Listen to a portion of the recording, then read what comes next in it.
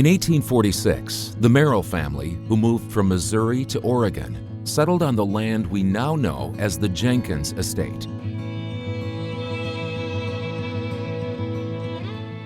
After several years of ownership, the property was sold to Ralph Jenkins and his wife, Belle Ainsworth Jenkins, for $7,000.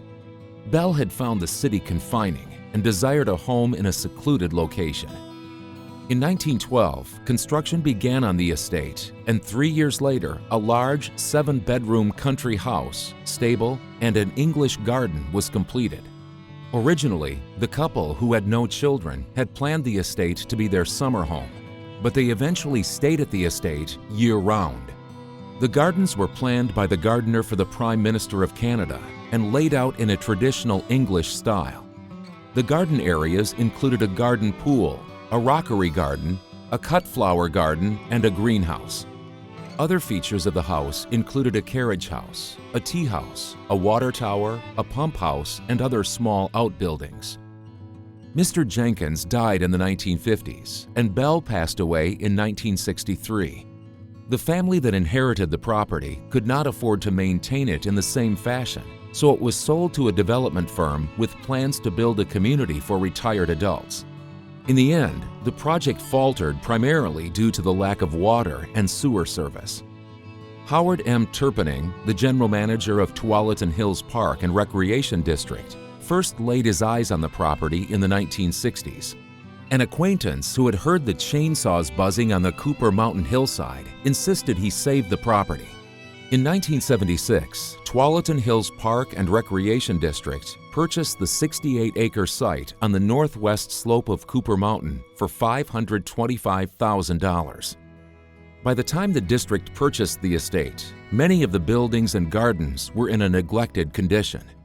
The district spent a few years using the buildings for storage, while a citizen advisory committee planned its preservation. In bringing the estate back to life, the district was careful to restore its bygone charm and ensure it was a community resource for everybody. During the early 1980s, a section on the south portion of the property was turned into Camp Rivendale, a day camp that serves children and adults with developmental disabilities. The playground was the first accessible playground in the greater Portland metro area. THPRD's 2008 bond contributed significantly to improving the natural areas of the estate. 47 acres of the Jenkins Estate's Douglas fir, Oregon white oak, and big leaf maple forest were cleared of non-native vegetation. With the subsequent planting with native trees and shrubs, the natural areas of Jenkins Estate are vibrant and healthy. Oregon State University's Metro Master Gardener program developed and maintains a popular learning garden to educate the public about all aspects of growing and caring for plants. Since 2014, the district has contracted with third-party vendors to provide rental management of the main estate house, stable, and Camp Rivendale for private events, weddings, and parties. In the fall of 2018, the Tualatin Hills Nature Center is expanding its popular Nature Kids program to the Jenkins Estate.